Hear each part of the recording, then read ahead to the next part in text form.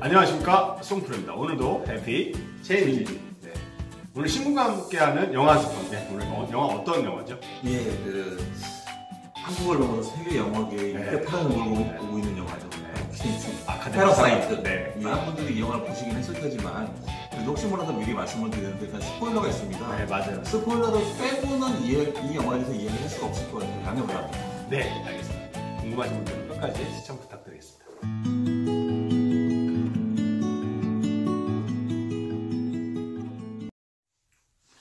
네, 그럼 본격적으로 기생충 영화 이야기 한번 해도록 하겠습니다. 간단한 줄거리부터 한번 이야기해 볼까요? 예, 수차례 사업 실패로 가세가 기울게 되는 이제 반지하 새빵으로 온 것으로 예상이 되는 이 충숙과 기택 가족의 영화의 주인공인데요. 일단 영화에 나오는 거는 뭐 대왕 카스트라지만 짐작이 가기로는 여러 번 망한 것 같죠? 여러 번 뭐 그렇죠. 그거 말고도 많이 망한 것 같아. 예, 이들의 일과는 이제 와이파이 터지는 곳을 찾아서 집 구석구석을 찾아 헤매거나 아니면 피자 박스 접기에 부업을 하고, 그것도 아니면은 뭐 취객이 노상방뇨하는 모습을 창밖으로 내다보면 이제 한탄하는 그런 구질구질한 순간들의 연속입니다. 그러던 어느 날, 그게 중요하죠. 항상 모든 영화에서 그게 중요해요. 그러던 어느 날 아들 기우의 친구인 민혁이 자신이 하던 부잣집 고액과의 알바를 기우에게 넘기고 이 일을 빌미로 이제 가족 전체가 영화의 또 다른 주요 인물군인 그 박 사장네 집에 차례로 자입하게 되면서 영화는 예측 불허 잠입가경의 상황으로 들어서게 됩니다. 그렇죠. 이 영화 어떻게 보셨습니까? 그러니까 저는 좀 커리어 코치 활동을 하다 보니까 그런 관점을 좀 봤는데요. 영화에 등장하는 여러 가지 갈등들이 이면에는 그 일자리 다툼이 좀 존재하는데 아마 현실에서도 삶은 결국 일자리 문제로 좀 집약되는 것 같습니다. 그래서 괜찮은 일자리를 잡으면 이 기득권의 울타리로 진입을 하는 것 같고, 그다음에 그 순간 그 계층 이동의 기회가 열린다고 생각이 드는데, 결론적으로 한 문장으로 요약하자면 우리 사회의 그 계층 간의 단절로 인한 현실을 좀 보여준 영화라 좀 생각이 들었습니다. 정말 놀고 먹고 싶습니다. 놀고 먹고 싶습니다, 저도. 작년에 이제 칸 국제영화제에서 황금 종려상을 수상했을 때만 하더라도 이제 해를 넘겨서 2020년에도 이제 기생충으로 인해 영화계가 이렇게 시끌벅적하게 될 줄은 몰랐을 거예요. 그러니까요. 아마 이제 기생충이라는 영화의 어떤 요소가 한국을 넘어서 세계적인 이목을 집중하게 만들었는가 하는 것이 다들 가장 궁금해하는 지점이 아닐까 싶은데요. 일단 영화를 잘 만들어야 됩니다. 그래야 뭐 관심도 받고 호평도 얻을 수 있죠. 그리고 이 영화가 신자유주의 시대의 극도로 양극화된 계급 문제를 다루고 있다는 점에서 어떤 보편적인 감각을 건드리고 있다고 봐야 할 것 같아요. 그러니까 뭐 제가 이건 저 혼자 하는 얘기가 아니라 다들 이렇게 얘기합니다. 일단 이 얘기를 깔고 시작해요. 쉽게 말해서 이 나라나 저 나라나 뭐 어딜 가나 빈익빈 부익부 현상이 심화되고 있다는 얘기죠. 기생충이 각각의 계급을 공간 속에 어떻게 담아내고 있는가를 한번 생각해 봅시다. 먼저 500평 대저택에 사는 성공한 IT 사업가 박 사장이 있습니다. 그리고 반지하에 사는 충숙과 기택의 가족이 있죠. 그런데 여기서 끝이 아닙니다. 더 내려갈 곳이 없다 생각했는데 그 박 사장네 집 지하 반공호에 골룸처럼 숨어지는 근사가 있는 거예요. 어쩌면 마주치지 않을 수도 있었던 이들이 기어이 대면하고 거기에서 빚어나오는 파열음을 그야말로 영화적이고 장르적으로 다채로운 구성을 통해 시각해냈다는 것, 바로 이 지점이 영화 기생충이 거둔 예술적 성취라고 할 수 있을 것입니다. 하지만 우리는 영화와 영화 간의 경계를 넘어서 이렇게 말할 수도 있을 거예요. 그 지난번에 다뤘던 블레이드 러너 기억하십니까? 그 영화에서도 빈부격차가 심화된 도시의 풍경을 굉장히 공들여 묘사했죠. 도시에 가난한 사람들이 모여 살고 있는 것으로 보이는 어떤 너저분한 길거리가 있고, 그리고 이제 1%도 아니고 0.1% 최상위층 슈퍼리치라고 할 수 있는 초울트라 슈퍼리치죠. 부럽습니다. 타이렐 박사가 거주하는 어떤 어마어마한 높이의 초고층 빌딩이 있는데 이 두 공간의 극단적인 대비가 블레이드 러너가 보여준 암울한 미래생의 한 단면이었던 것입니다. 그리고 그 블레이드 러너에 등장했던 인간보다 더 인간적인 안드로이드는 등장하지 않았지만 놀랍게도 극단적인 빈부격차로 인한 문제들은 현실이 되어버렸어요. 그러니까. 물론 인간이 처음부터 암울한 상상만 했던 것은 아니었겠죠. 분명 인류는 좋은 방향으로 변화해왔습니다. 혁명을 통해서 폭군을 내쫓기도 했고요. 부패한 지배계급을 축출해내기도 했습니다. 많이는 평등하다면서 그 물리적으로 존재하던 계급을 타파했어요. 진짜 뭐 문서상으로 어떤 시각 가시적으로 존재하던 계급을 타파했죠. 어쨌든간 지금 노비 없잖아요. 맞아요. 귀족도 없고 모두가 기본적인 혹은 그 이상의 안정을 고르게 누리며 살 세상을 꿈꿔왔을 거예요. 하지만 우리 앞에 놓인 건 가진 놈은 더 많이 갖고 없는 놈은 더욱 쪼들리게 되는 자본주의 계급사회라는 거죠. 예. 그 블레이드 러너의 시간적 배경이 몇 년도였죠? 그때 2019년 있잖아요. 예. 네. 그러면 기생충이 개봉한 연도는요? 이것도 2019년인데 예. 네. 그러니까 촬영 기간은 2018년이에요. 그랬겠죠. 예, 정확히는 그러니까 기생충의 시간적 배경은 2018년일 겁니다. 하지만 우리는 개봉 연도로 치죠. 네. 상상력을 발휘해 보자면 블레이드 러너 또는 그 이외의 근미래 SF 영화들이 불길하게 예언했던 그 어두운 미래상이 현실이 되어 나타난 게 바로 기생충이라고 이야기할 수도 있는 거죠. 그렇죠. 어쩌면 이제 미래를 상상하던 과거 그 시절보다 지금이 더 암울할 수도 있어요. 그 만인에 대한 만인의 투쟁이란 말이 있잖아요. 네. 옛날에는 보통 이제 갑과 을이 대립하는 그런 풍경을 상상을 했을 거예요. 하지만 지금은 을과 을 혹은 이제 그 밑에 또 있는 거예요. 그렇죠. 단지하 그 충수 기택 가족 밑에 지하 사는 근세 문광이 있듯이 을과 을 또는 이제 그 밑에 병과 정이 을과 대립하는 그런 세상이 와버렸습니다. 네. 뭐 가장 단적인 예로 자기들도 월급 받고 사는 노동자면서 노동자를 혐오하고 더 나아가 이제 노동이란 단어 자체에 거부감을 보이는 이런 사람들도 많이 보이죠. 얼마 전에 이제 뭐 IT 업계에서 노조 결성을 하는데 노동이란 단어 자체를 빼자는 거예요. 뭐 이제 어떤 파업만 일삼고 이런 이미지가 있다고. 그 사람들은 노동자가 우리나라처럼 이제 노동자들이 뭐 어떤 기득권층이 이건 뭐 미리 수를 쓴 거긴 하죠. 노동이란 자체를 어떤 여기다 이제 북한에서 쓰는 말이다 이런 식으로 어떤 레드 컴플렉스를 덮어 씌워가지고 노동이란 단어 자체에 어떤 혐오 프레임을 씌웠죠. 이걸 또 이제 노동자들도 적극적으로 수행을 하고 있어요. 정치인이나 재벌이나 뭐 언론에서 이런 혐오감을 적극 이용하기도 합니다. 단적으로 이제 최저임금 인상에 대해서 비토하는 기사는 수도 없이 쏟아지죠. 그런데 건물 임대료 비싸다는 기사는 얼마나 보셨습니까? 뭐 없진 않겠죠?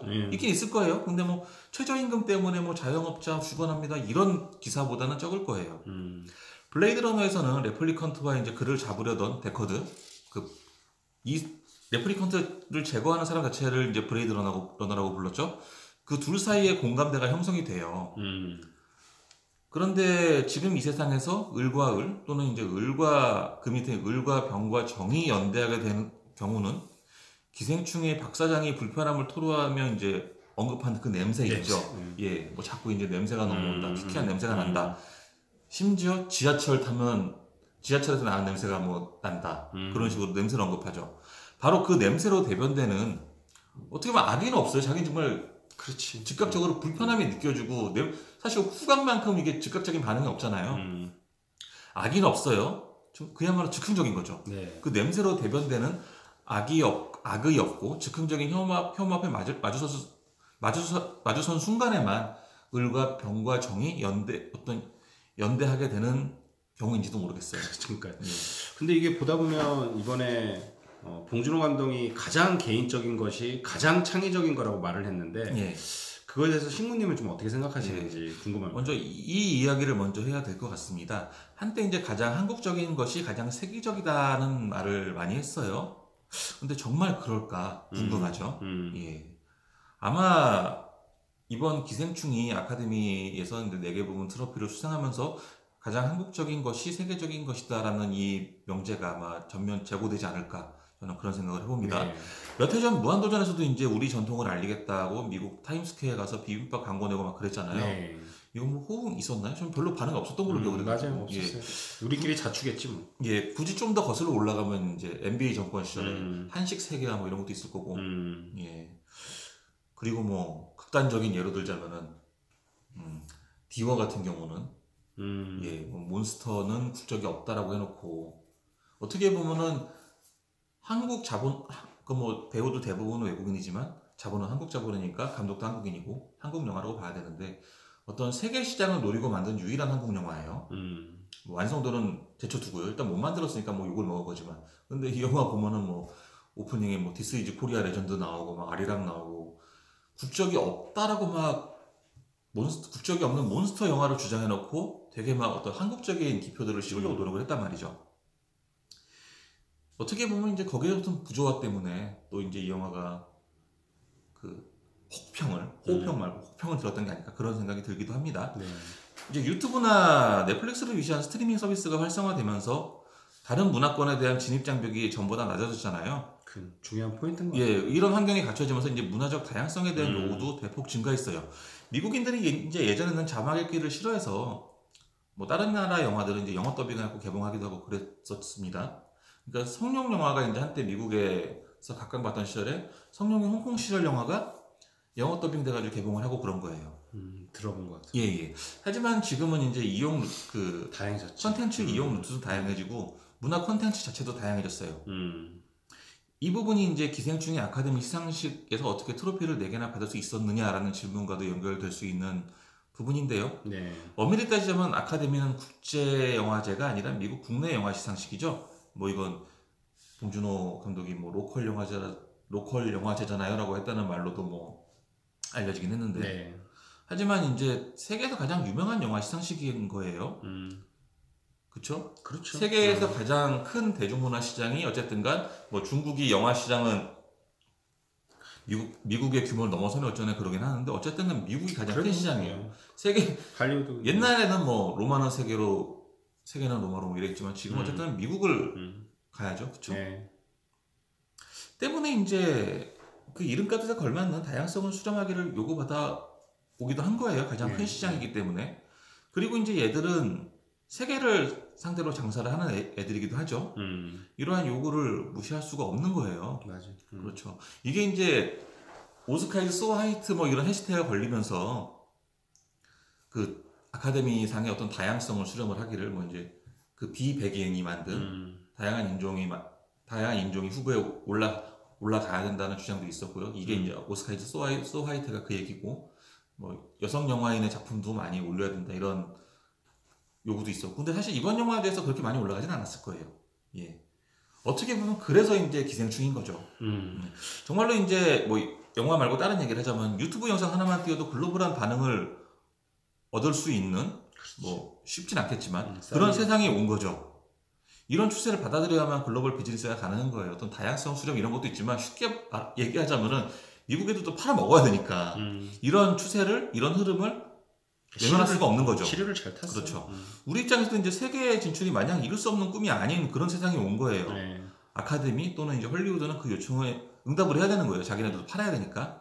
이때 시의적절하게 기생충이라는 영화가 짠하고 나타나서 이런 결과가 탄생을 한 거죠. 네. 한편의 영화가 이제 칸 국제영화제 황금 종려상과 아카데미 작품상을 연달아 수상한 게 65년 만이라고 합니다. 그러니까 이게 뭐 단순히 대주는 좋아서 뭐 아카데미 작품상까지 간 거냐 그렇게 볼 수는 없는 거예요. 시대적 흐름도 있었고 이 기생충이라는 영화 자체가 지닌 힘도 있었고요. 하지만 주치했다시피 이게 꼭 한국적인 무언가를 담아내야만 어떤 세계적인 각광을 받을 수 있는 건 아니라는 거예요. 싸이의 강남스타일이 뜬 게 이게 뭐 한국적인 음악과 영상이라 뜬 건 아니잖아요. 네. 그냥 재밌으니까 뜬 겁니다. 중요한 거는 여기서 이제 뭔가 한국을 알릴 수 있는 전통적인 그 무엇이 아니라 그냥 개성인 거예요. 물론 담아내고자 하는 테마 자체는 보편적인 거야 될 겁니다. 그 와호 장면 보셨습니까? 네. 이 영화도 벌써 20년이 됐는데 이 영화가 이제 미국에서 한참 인기를 끌 때 이 영화도 이제 외국어 영화로는 아마 최초였을 거예요. 작품상까지 올라간 게. 우리는 이 영화를 이제 어떤 동양의 선적인 느낌이 살아있는 뭐 무협이라고 막 그렇게 얘기를 했는데 서구 사회에서는 이거를 이제 일종의 사제지간 테마로 받아들였다 뭐 그런 얘기가 있었어요. 그리고 이제 보통 우리나라에서는 이 영화의 명장면을 대나무 숲에서 이제 그 나뭇가지 위에 올라서 주윤발과 장찌가 대결을 벌이던 그 장면을 이야기하는데 외국 애들은 거기서 이제 뿅 갔다고 하더라고요. 양자경이 무기를 바꿔가면서 장찌하고 싸우는 장면이 있어요. 예, 그 장면을 보통 인상적으로 평가를 한다고 해요. 실제로 그리고 그 미이라 2편에 보면은 와호 장룡의 그 이제 무기를 바꿔가면서 싸우는 그 장면을 오마주를 바친 격투씬이 있습니다. 그러니까 전혀 근거 없는 얘기는 아닌 거예요. 봉준호 감독의 장편 영화 데뷔작 플란다스의 개를 보면 기생충의 모티브가 되었다고 할 만한 에피소드가 등장을 해요. 이제 극중 아파트 경비로 출연하는 그 변희봉 배우의 입을 통해 전달되는 그 일명 보일러 김씨의 전설이 그것인데요. 보일러 수리 중 사망한 그 보일러 수리공 김씨가 그 시신을 이제 지하 보일러실에 그대로 묻었다. 사건을 은폐하기 위해서 뭐 그리고 보일러 돌릴 때마다 이제 김 씨가 안 죽고 얘기를 하는 건지 아니면 김 씨의 원혼인지 뭐 아무튼 알 수 없는 존재가 보일러 돌아간다잉 뭐 이런 말을 한다라는 뭐 그런 이야기예요. 혹시 플란다스에게 보셨습니까? 이건 못 봤습니다. 그 왓챠플레이 있습니다. 나중에 한번 시간 나면 보세요. 네. 지하에 살고 있는 사람 혹시 아니면은 이제 그 눈에 띄지 않는 곳에 사는 미지의 존재라는 그때부터 점에서 지하를 줘야 돼. 기생충과 공통점이 있어 보이죠. 그렇습니다. 계획이 있었네. 봉준호 감독은 다 계획이 있었던 거예요. 계획이 있었어. 예. 중요한 거는 본인의 개성과 상상력을 그렇지. 마음껏 발휘할 수 있는 토대가 마련되는 것입니다. 가장 개인적인 것이 창의적인 것이라면 창의적인 것이야말로 가장 세계적인 것이죠. 그렇지. 이 꼴은 가장 개인적인 것이 가장 세계적인 것이 될 수도 있는 것입니다. 네. 여기서 이제 끼워 맞춰 보자면은 코칭도 개성과 상상력을 키워주는 방향으로 해야 된다 이 말인 것이죠. 예, 오늘 뭐 신구님이 여러 가지 이야기를 해주셨는데 오늘의 기생충 24편 혹시 준비가 되셨나요? 됐습니다. 네, 좋습니다. 예. 네. 지하실과 계단으로 재구성한 대한민국의 계급 조감도 서리빨처럼 내리꽂히는 빈곤의 추억. 네, 서리빨처럼 내리꽂히는 빈곤의 추억. 예. 네, 좋습니다. 네, 여러분들 신구가 함께하는 영화는 기생충 어떻게 영상 좀 도움이 되셨는지 모르겠습니다. 앞으로도 아카데미 상한왕까지는 아니더라도 이런 영화가 좀 많이 나왔으면 좋겠습니다. 행복한 시간 보내시고요. 다음에 또 신구가 함께하는 영화 한 번 또 찾아뵙도록 하겠습니다. 남은 시간도 해피 파이어!